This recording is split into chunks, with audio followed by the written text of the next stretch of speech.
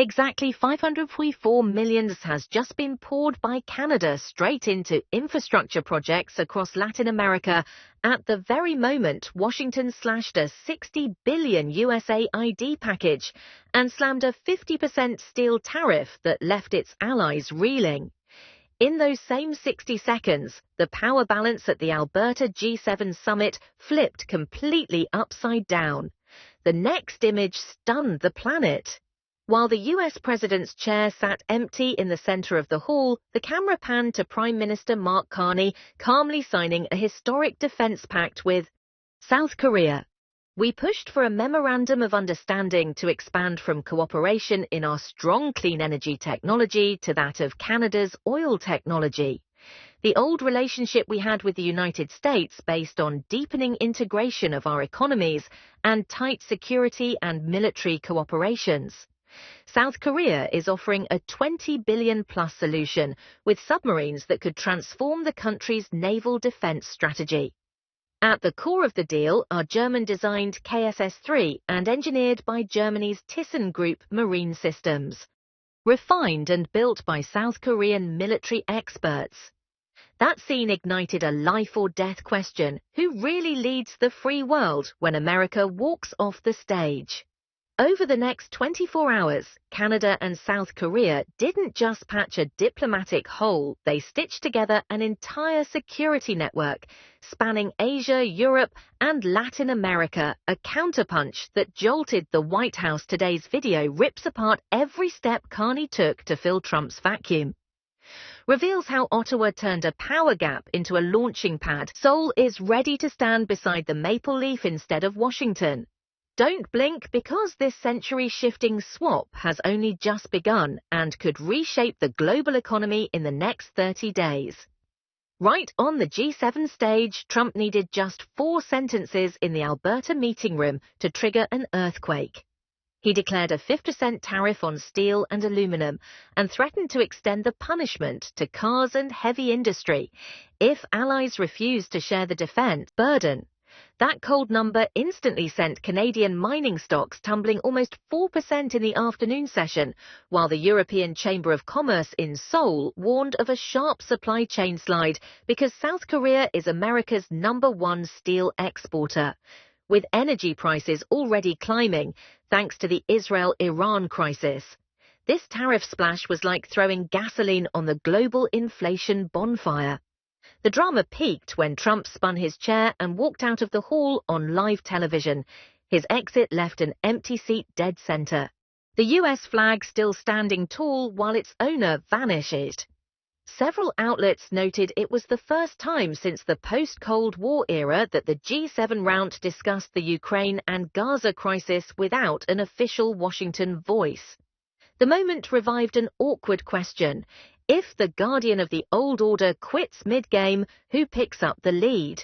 In fact, before standing up, Trump stirred even more waves by openly inviting Russia, hinting at China too. Back to the G7 to correct 2014 European leaders muted his microphone and switched topics within seconds, yet the aftershock was huge. Ukraine's foreign ministry blasted the idea as a reward for the aggressor, while France and Germany feared their plan to cap Russian oil prices would be buried. At the same time, London futures saw wheat jump another 2.3% over possible Black Sea grain corridor chaos. An indirect cost if Moscow gets a commission from rejoining the rich nation club. America's absence instantly created a diplomatic vacuum. Just hours later, as leaders reshuffled chairs, Canadian Prime Minister Mark Carney held up a statement that began, "Nostalgia is not a strategy." The phrase echoed through the hall, signaling Ottawa would not stay on the sidelines. Carney quickly chaired an emergency session, proposing a $1.22 billion security package for Kiev and pushing a joint communique on a Gaza ceasefire. Both initiatives stalled only because of the star-spangled empty seat. Yet the strongest signal came outside the hall. Canada and South Korea unveiled plans to sign an Arctic-Pacific Defense Accord, allowing Seoul to deploy anti-torpedo patrol craft in the Beaufort Sea, while Ottawa opened strategic minerals to Korean battery giants. The deal dropped exactly 47 minutes after Trump's plane left, proving Carney didn't just patch a hole, he bolted new armor onto the Western security grid. In that empty second, Canada turned a White House tantrum into its chance to rewrite the role of middle power kingmaker, while the US, wittingly or not, cast a blank ballot for its own leadership. Only a week ago, Kitimatport blazed all night to load the first cargo from the LNG Canada project onto a Korean-flagged ship co-owned by Korea Gas. Reuters called it a valve-opening shipment, unlocking more than $6 billion of Arctic natural gas annually for East Asia, just as Seoul hunts for a Russian replacement. It looked like a simple energy handshake, but it was really the overture to an unprecedented security alliance across the Pacific. Right after the horn-blowing ceremony, Prime Minister Mark Carney met Acting President Lee Jong-ho in an improvised war room in Alberta and declared, "Nostalgia is not a strategy." According to the Korea Herald, the two leaders immediately signed a defense cooperation MOU that clears the way for Canada to buy AES sensors, long-range surveillance radar, and unmanned control tech from Lig 1 in exchange for Seoul building a fleet of hybrid battery patrol ships based on the Harry DeWolf design to sail both the Bering Strait and the Yellow Sea. Carney's team says the transfer will strap electronic eyes 24/7 onto the Arctic sky, while Seoul gets NATO logos on its hulls for the first time, a leap far beyond Washington's shadow. Budget numbers show Canada isn't bluffing. On June the 9th, the Carney government announced another $9 billion in defense spending, stressing new seabed sensors and through ice radar to track every move beneath the permafrost. More telling, Ottawa picked a Korean prime contractor instead of an American one. Hanoa Aerospace rolled a full-scale integrated radar station and anti-Rees fuel cell module into the Cannes 2025 Expo in Ottawa, boasting they run at -40 without mainland cables. Canadian Power Shift. Since the core parts from GaN chips to LFP battery cells come out of Busan, not Milwaukee or Seattle, Seoul isn't hiding its long game either. 9 days after the signing, Hanna Ocean lodged a $20 to $24 billion bid to supply 8 KSS-3 submarines with co-production rights in Halifax. CBC leaked that the package promises 6,000 jobs and full combat software transfer. In return, Canada agrees to license its hybrid patrol boat. Hull clocked at a record 32 knots off Mokpo to Korea ship building version to guard newly discovered gas fields off Pohang. The hybrid itself was rated world first by Marine Jet Power for burning just 60% of the fuel of a classic OPV. Behind the figures lies a bigger geopolitical punch. The RUSI think tank warns that expanding Five Eyes is always Washington's red line. Yet Carney has openly offered satellite optical data sharing with Seoul, making South Korea an early special partner, elbowing into a battlefield signal fusion slot once monopolized by the US.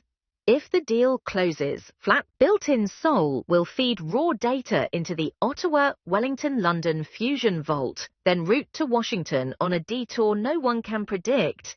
In other words, America no longer holds the lone master key to Western intelligence.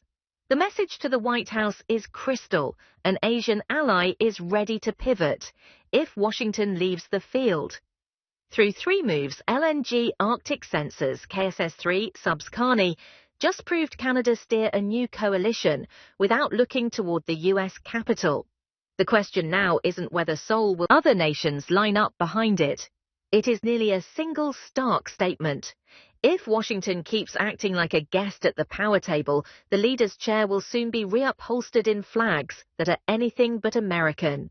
In less than 24 hours after the White House froze more than $60 billion of U.S. aid funds, an order that forced 2,700 staff to clear their desks, axed 90% of aid contracts, and trapped every emergency relief dollar inside the Treasury.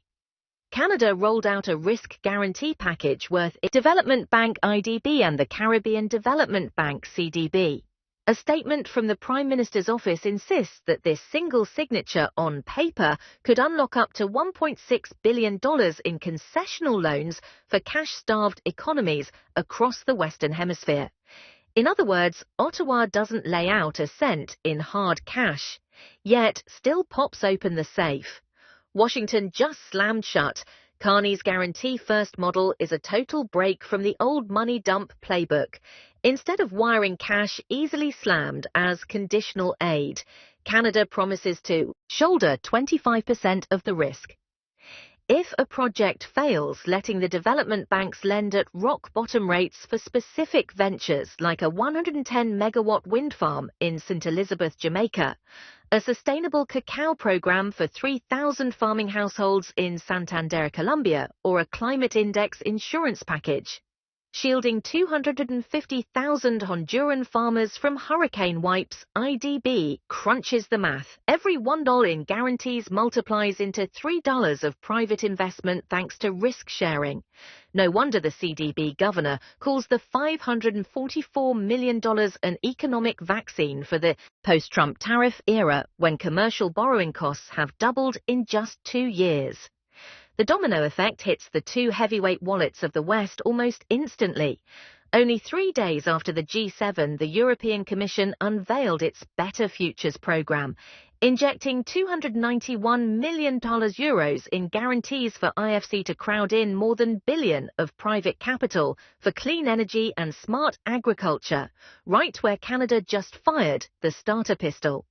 In Tokyo, JICA announced a $1 billion co-investment fund with IDB, Invest running an originate-to-share strategy to spin capital faster and slice risk. Japanese media dub it Carney's lean clone, as both the EU and Japan dive in. Analysts in Sao Paulo warn a guarantee race is forming, wiping out the old USA-centric aid axis.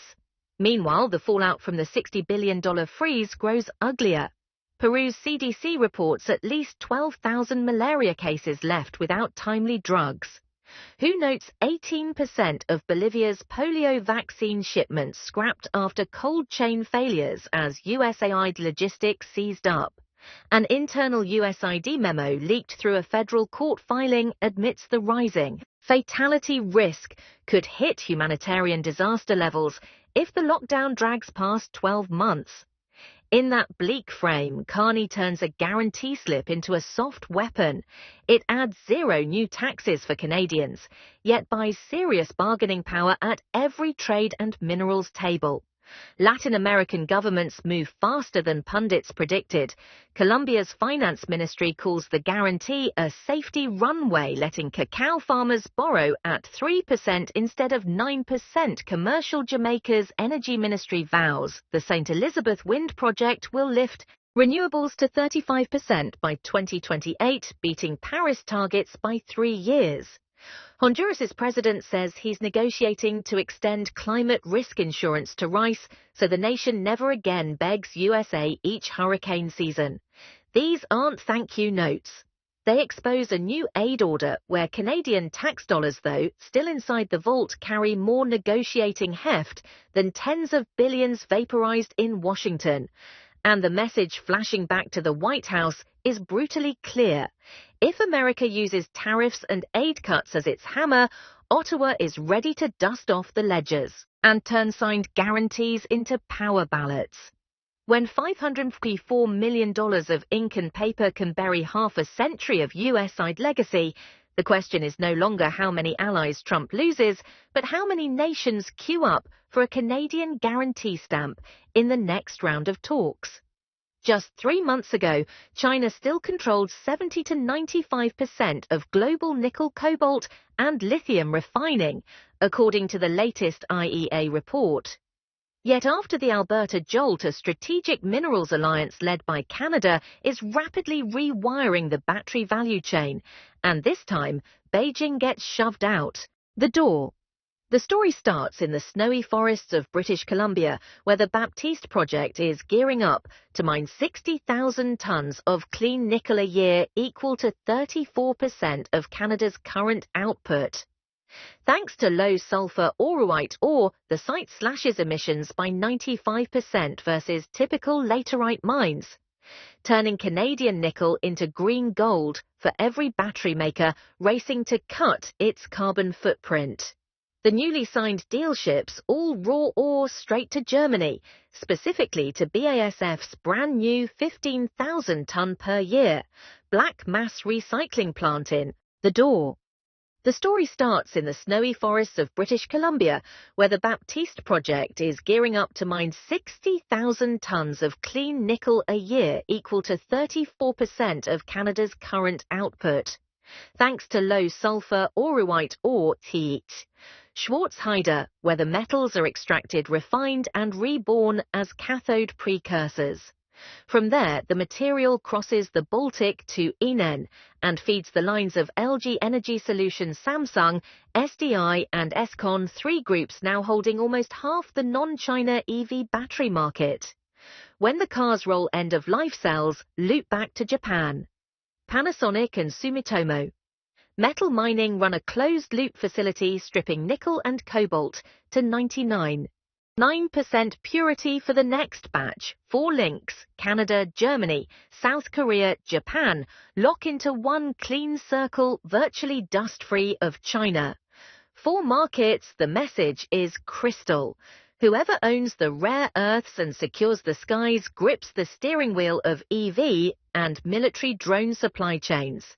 That is why Ottawa's next play is no longer a mine, but a shield. At the end of May, Prime Minister Mark Carney confirmed talks for Canada to become an official partner in Golden Dome, the North American spin-off of Israel's Iron Dome, a $175 billion program Washington wants online by 2029. A Nadsen analysis says hoisting sensors, interceptors and AI control to the 70th parallel would drape 19 million kilometers of Arctic territory in new air defense, plugging the missile gap Russia and China love to exploit. Carney calls it an ever-ice dome and pledges Canada's 6 billion Canadian low-altitude radar network built with Australia in exchange for co-controlling orbital sensors, something the US long monopolized through NORAD. Washington fired back fast. President Trump slapped a $61 billion ticket to the dome fee. If Canada insists on sovereignty-free only if Ottawa accepts becoming the 51st state. A leaked Defense Ministry report shows that bolting Israel's Iron Dome directly onto the Arctic sensor grid would start at just $4.3 billion, under 3% of Trump's tag, and crucially keeps Canada's finger on its own trigger. With clean nickel pouring into Korean batteries and the Arctic sky tucked under an Iron Dome, a new picture forms. Canada isn't just selling minerals. It's selling security for the Western supply chain. The EU instantly wired €291 million in Better Futures guarantees to copy Ottawa's de-risk model for mineral investment. Japan launched a $1 billion fund with IDB Invest to spread similar risk in South America, locking down cobalt beyond Beijing's reach. Result: cobalt prices on WUI jumped 10% after Congo extended its export ban. Yet Korean and Japanese battery makers didn't flinch. They already booked seats on Ottawa's brand new non-China route from minerals to missile defense. Carney is stitching two fronts, economics and security, into one net, where Washington no longer holds the central knot. If the Arctic Iron Dome flips on just as the first nickel-cobalt bars roll off, in Shan's lines, the world will witness a pivot. Beijing loses its mineral monopoly, Moscow hits a northern radar wall, and the White House must decide whether to keep shoving its lone Western Rim ally into the role of G7's stand-in leader. President Trump's empty chair in Alberta didn't just set the media on fire. It triggered a domino effect that for the first time shoved the United States out of the frame right on the G7 stage. First, just hours after he walked out and slapped a 50% tariff on steel and aluminum imports. Seoul inked a draft defense deal with Ottawa, pitching a KSS-3 submarine package worth up to $24 billion, plus a self-propelled artillery transfer for Canada's army. A move Canadian outlets called cutting straight past the Pentagon second, while Washington froze $60 billion in USAID Prime Minister Mark Carney immediately launched a $544 million risk guarantee for the Inner American and Caribbean Development Banks, unlocking up to $1.6 billion in concessional loans for wind power in Jamaica, sustainable cacao and Colombia, and climate insurance in Honduras. In one afternoon, Canada turned a sheet of paper into hard cash, with regional presidents dubbing it the economic vaccine for the post-Trump tariff era. Music Third Carney announced the Strategic Minerals Alliance funneling clean nickel from British Columbia, refining it in Germany, running it through LG Energy Solution in Inshan, and closing the recycling loop in Japan, a value chain sealed tight without a single detour.